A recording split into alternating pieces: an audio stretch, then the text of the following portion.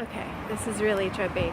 Anyhow, we just Stephanie. I'm in Shenzhen for a few days, just on a mini break, and Shenzhen's just across the water from Hong Kong. I could take the metro there, but I'm not going to, because the point was to check out Shenzhen, and Hong Kong will just take up all my time. But the point is, I'm at this spot, I suppose you could say, where downstairs is the metro and the long distance train station, which I'll be taking later today to go to a different city.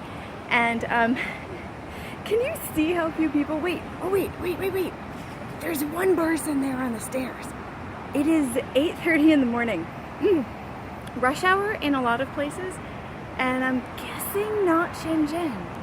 There's supposed to be 25 million people here. It could be that this particular train station is not very populated. I don't know.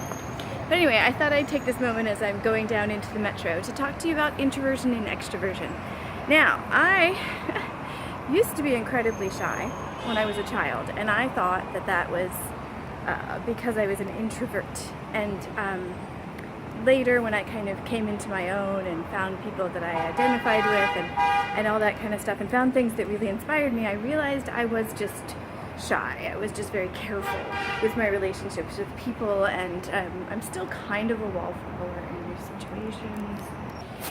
Anyway, I found people. Look, I came inside the station and there's people. Yay! Anyway, so I'm still kind of a wallflower in new situations unless there's an actual activity. I am pretty quiet. I'll hang back and kind of get the feel for the room for a while before I'll jump in and talk to people. However, generally speaking, with the strict definition of introversion, extroversion, where you get your energy from, supposedly introverts, and this will tie into the language learning environment in just a second, so stay with me. So introverts get their energy internally, and when they're around other people, from what I understand, it zaps their energy and they have to be alone again to recoup. And extroverts get their energy from, look at all these handsome characters behind me.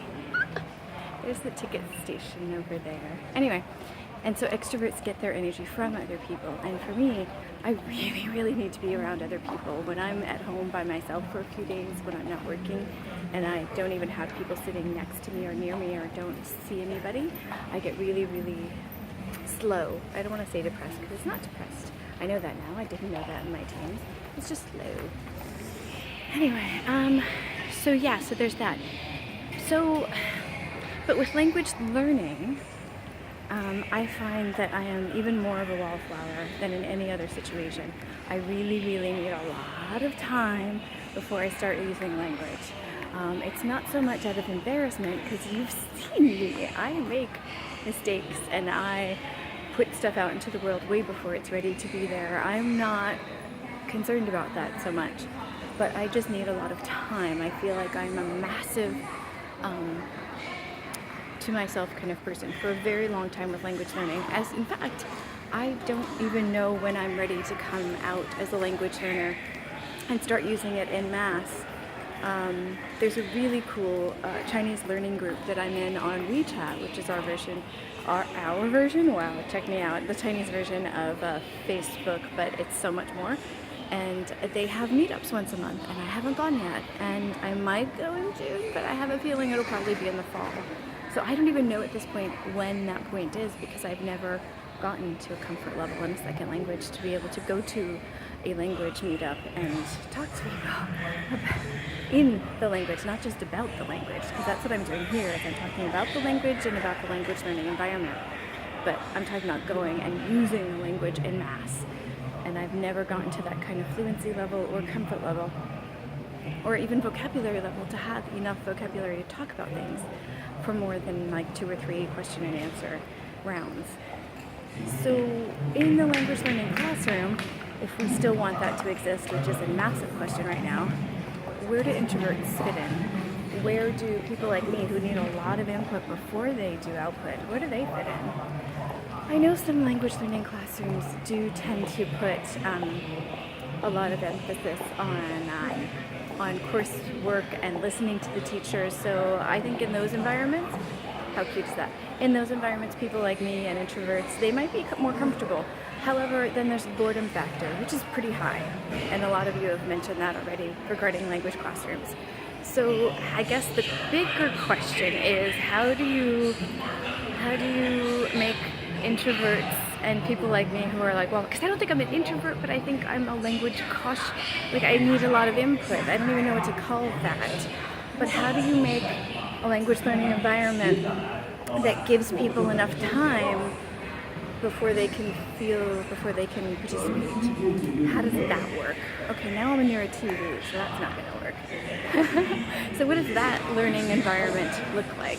I have a feeling it's more like the language learning center that I was mentioning in a previous video than an actual classroom itself.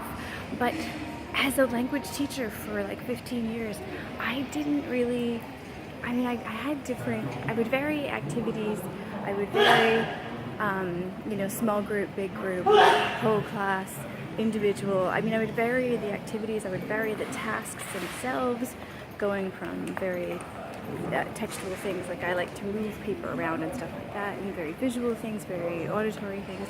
But then, and I was hoping that in doing different things, I would catch different people's attention, but in a classroom it's super, super, super hard to do that, because you have to keep moving forward with the curriculum, and you have to keep hitting certain goals in order to do that. But there's different people with different personalities and different needs and different, comfort levels. So it's super hard. So I literally never thought about introverts and extroverts in my language learning classroom. Never, not once. It was never on my checklist. It was never in my training. I think I just assumed it. I think a lot of people just assume that if you're in the language learning classroom, that you're ready to speak. You're ready to participate. You have made a conscious choice to study in public, so you must be willing to do that. And is that a fair assumption? I don't know. I'm beginning to think no. So what are your thoughts on this? Introversion, extroversion, or just people like me that like to hang back for a while or just need extra input before they produce anything? What do we do with these guys, with us? Because I'm one of them. I don't know. It's the reason why I'm self-studying right now. One of the reasons why I'm self-studying right now. So I'd be curious to hear your thoughts on this in the comment section down below. And if you like this video or any of the gazillions that I put out in the past 2 weeks when I was studying a ton and had all these ideas, give me a thumbs up, please. I like those so much. Thank you.